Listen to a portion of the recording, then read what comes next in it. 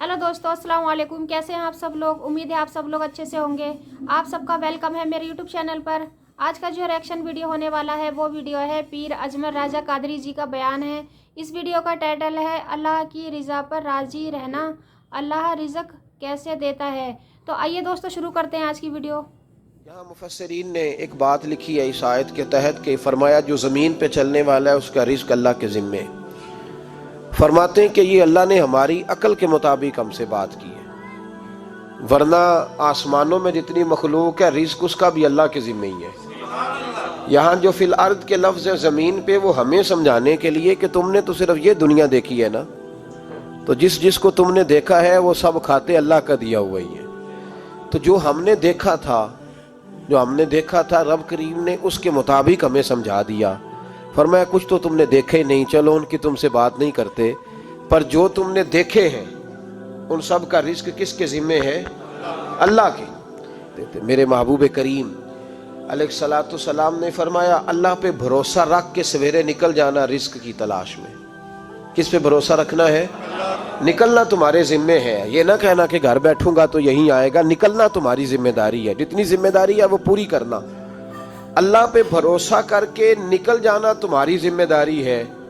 रब का जिम्मा है तुम्हें रिस्क देना, वो जरूर तुम्हें रिस्क पहुंचाएगा। तो या रसूल अल्लाह सल्लल्लाहु अलैहि वसल्लम किस तरह पहुंचेगा? तो जरा हुजूर के लफ्जों का हुस्न भी देखिए। नबी पाक सल्लल्लाहु अलैहि वसल्लम ने फरमाया जिस तरह मौत तुम्हें ढूंढ लेती है ना कि तुम कहाँ मौजूद हो, जब वक्त आता है तो इंसान पाकिस्तान में हो तब भी आ जाता है, जद्दा में हो तब भी आ जाता है, मक्का में हो या मदीना तैयबा में वक्त फिर भी आ जाता है। फरमाया जिस तरह मौत तुम जहां भी हो तुम तक पहुंच जाती है ना, इस तरह तुम्हारा रिस्क भी तुम जहां मौजूद होते हो अल्लाह वहां पहुंचा देता है। तो या रसूल अल्लाह सल्लल्लाहु अलैहि वसल्लम किस अंदाज में? तो फरमाया निकल जाना तुम्हारी जिम्मेदारी है। फरमाया सवेरे परिंदे भी निकल जाते हैं और शाम को जब लौटते हैं तो अल्लाह उन्हें पेट भर के रोजी अता फरमाता है।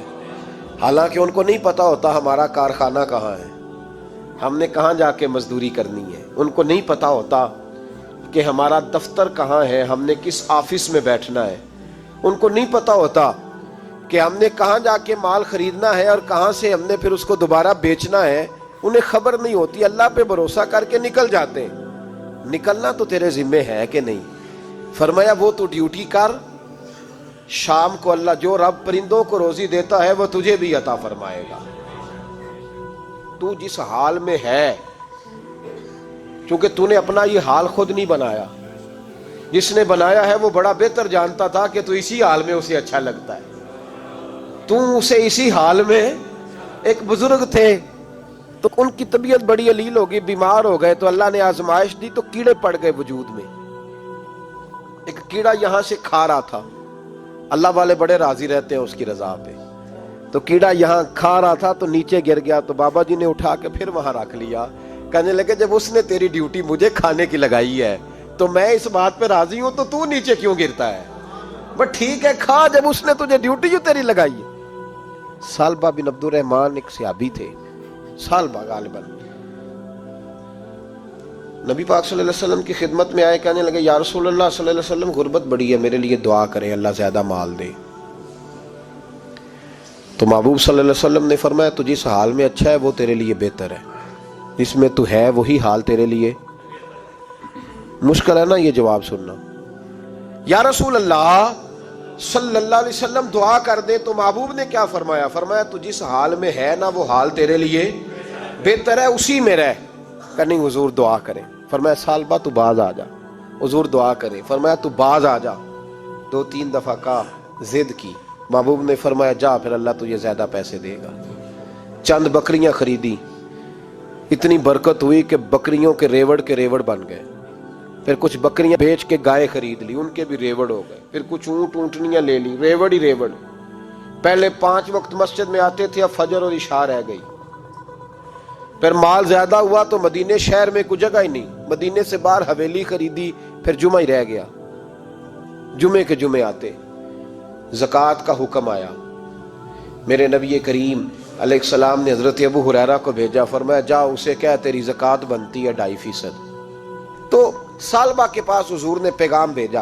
पहले तो कहा तेरे लिए बेहतर नहीं माल, जब इसरार किया तो बड़ी बरकत हो गई, बड़ा आया तो फरमाया ज़कात दे, 2.5% ज़कात है। अब जब सोचा कि 5 ऊँटों पे एक बकरी जाएगी और बड़ा सारा मुझे देना पड़ेगा, अब जब गौर किया तो ये तो ना कहा कि मैं नहीं देता। हजरत अबू हुरैरा से कहने लगे नबी करीम अलैहिस्सलाम की खिदमत में अर्ज करना कि मैं खुद आऊंगा। हजरत अबू हुरैरा ने आके अर्ज की या रसूल अल्लाह सल्लल्लाहु ताला अलैहि वसल्लम, हुजूर वो कहते थे मैं खुद आऊंगा। तो कहते हैं महबूब ने ठंडी सांस ली, फरमाया उसे कहा था कि तेरे लिए माल बेहतर नहीं, अब हलाक हो गया, हाय अफसोस हलाक हो गया। उनको भी थोड़ी देर के बाद एहसास हुआ कि ये मैंने क्या किया, नबी पाक को ही कह दिया नहीं है, हुजूर को कह दिया बाद में आऊंगा। अब दौड़े आए, अर्ज की हुजूर मैं सारा कुछ लेके आया हूं, कबूल कर ले।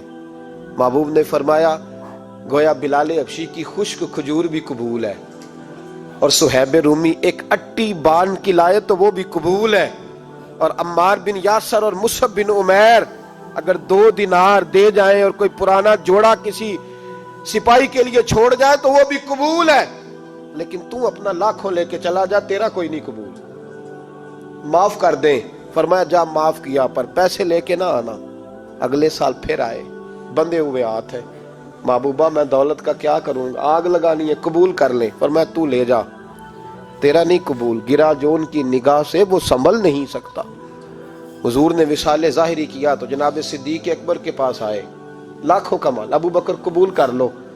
तो जनाब सिद्दीक अकबर कहने लगे उसका कर लो जिसका नबी ने नहीं किया, चल जा, कोई नहीं चाहिए। हजरत उमर के जमाने में कहत पड़ गया, बारिशें नहीं होती, गल्ला नहीं मिलता, हालात खराब है, माली तौर पे बहरान आ गया, गुर्बतें, मजबूरियां, तकलीफें, आके रोए, उमर मेरा कबूल कर लो, मुझे माफी तो मिल गई थी ना।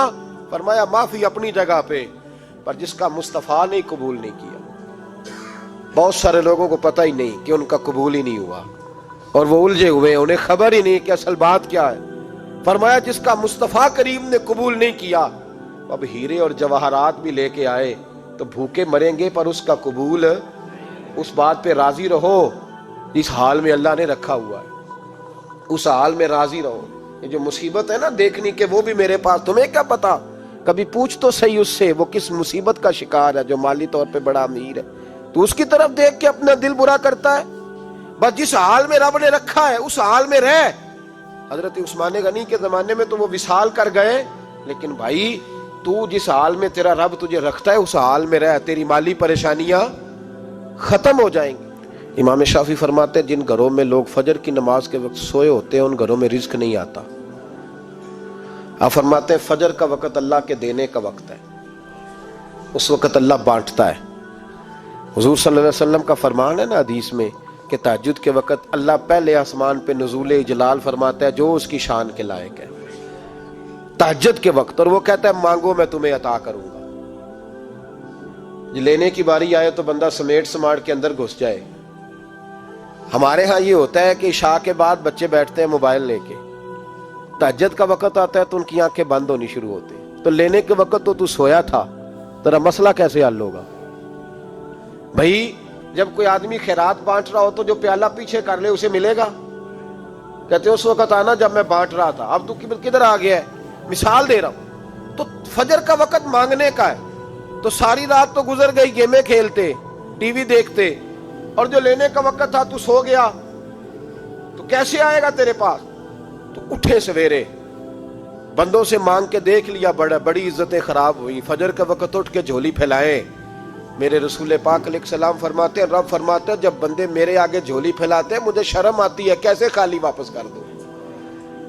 तो उसके सामने झोली फैलाएं सवेरे उठ के, रिस्क में बरकत होगी। और फिर एक और बात, 5वीं बात, रिस्क में तंगी उस वक्त होती है जब हम माल गलत जगह पे खर्च करते हैं। अल्लाह माल देता है अपने फजल से, और जब हम उसे जाया करें, मिसाल देता हूं, मेरे पास एक शख्स ने आके कहा हजरत जी बच्ची की शादी है, या मेरा घर में कोई बीमार है, या बड़ी आजमाइश है, 10,000 की जरूरत है, मैंने थमा दिया उसको। फिर मुझे बाद में पता चला कि ओहो वो तो याशी कर रहा है पैसों से, वो तो चला गया कहीं घूमने اور فلاں ہوٹل میں مہنگے ہوٹل میں بیٹھ کے کھانا کھا لیا تو میرے دل پہ کیا گزرے گی اس شخص کے بارے میں. بلا مثال و بلا تشبیہ سمجھانے کے لیے اللہ نے مال دیا فضل سے اور اگر عیاشیوں میں لگا دیا. صوفیاء فرماتے ہیں کہ اگر ایک دھیلا تو حرام جگہ پہ خرچ کرے نا، ایک دھیلا، تو 1,00,000 دینار کی برکت تیرے گھر سے اٹھ جاتی ہے. ایک دھیلا حرام جگہ پہ. قرآن مجید کی آیت پڑھتا ہوں، رب فرماتا ہے وَمَنْ أَعْرَضَ عَنْ ذِكْرِي فَإِنَّ لَهُ مَعِيشَةً ضَنْكًا. بڑی سخت آیت ہے. وَمَنْ أَعْرَضَ عَنْ ذِكْرِي، فرمایا جب تو میرے تذکرے سے، میرے ذکر سے منہ پھیر لیتا ہے، فَإِنَّ لَهُ مَعِيشَةً ضَنْكًا، تو میں تیری معیشت کو، تیرے رزق کو تنگ کر دیتا ہوں، پھر تیری زندگانی تنگ ہوتی. اور جس کی زندگی اللہ تنگ کرے اس کی کوئی کھول سکتا ہے؟ کہتا ہے بڑی جگہوں پہ گیا ہوں، بڑی پھوکے مروائی، بڑے دم کرائے، حالات صحیح نہیں ہوتے تو مسجد آ کے توبہ کر. وہ کہہ رہا فَإِنَّ لَهُ مَعِيشَةً ضَنْكًا. اعلان ہے قرآن پاک کا کہ جب تو میرے ذکر سے منہ پھیرے گا، روٹی میری کھائے اور پیسے لے کے عیاشی کرے، مسجد آئی نہ. حکم تو یہ ہے کہ جتنی جتنی نعمت بڑھتی جائے سجدے بڑھنے چاہیے، لیکن ہم لوگ سجدے کم کرتے جاتے ہیں، فرض نماز بھی نہیں پڑھتے، پھر رزق تنگ ہوتا ہے، پھر اللہ کے عدل کا نظام چلتا ہے، پھر خرابی ہوتی. اس لیے یاد رکھیں قرآن مجید نے حکم دے دیا کہ اگر چاہتے ہو کہ رزق میں برکت ہو تو پھر رزق دینے والے کے آگے جھک جاؤ، پھر رزق دینے والے کے آگے جھکو. تو مالی پریشانی کا بہت بڑا سبب یہ ہے کہ ہم مسجد کی طرف نہیں آتے، دین کی طرف. سو گائز یہ بہت اچھا بیان تھا پیر اجمل راجہ قادری جی کا. انہوں نے بہت اچھی اچھی باتیں بتائیں کہ اللہ تعالیٰ رزق کیسے اپنے بندوں کو دیتا ہے، اور جس طریقے سے موت ہر جگہ انسان کو ڈھونڈ لیتی ہے اسی طریقے سے رزق بھی انسان کو ڈھونڈتا ہے، جہاں پر بھی وہ ہوتا ہے اسے رزق وہیں مل جاتا ہے. سو گائز بہت اچھا بیان تھا. اور انہوں نے ایک بات اور بتائی، جس ٹائم پہ اللہ تعالیٰ دینے پر آتا ہے کہ میرا بندہ کچھ مانگے میں اس کو دوں، اس وقت تو انسان سو رہا ہوتا ہے، اور جب صبح اٹھ کے دنیا کے سامنے ہاتھ پھیلا لے گا لیکن رات کو اٹھ کے اللہ کے سامنے ہاتھ نہیں پھیلا سکتا. جو مانگنے پہ ترنت دیتا ہے اور دنیا والے تو دیتے تو ویسے بھی نہیں ہے، اور جو اللہ تعالیٰ دینے والا ہے تو اس کے آگے تو ہاتھ پھیلانے کا ٹائم ہی نہیں ملتا. سو گائز بہت اچھی اچھی باتیں بتائیں، بہت اچھا بیان تھا یہ. سو آپ کو میری ویڈیو کیسی لگی مجھے کمنٹ میں ضرور بتائیے گا. اگر میری یہ ویڈیو آپ کو پسند آئی ہو تو پلیز میرے چینل کو سبسکرائب کیجیے گا، میری ویڈیو کو اینڈ تک ضرور دیکھیے گا. پھر ملیں گے اگلی ویڈیو میں، تب تک کے لیے اللہ حافظ.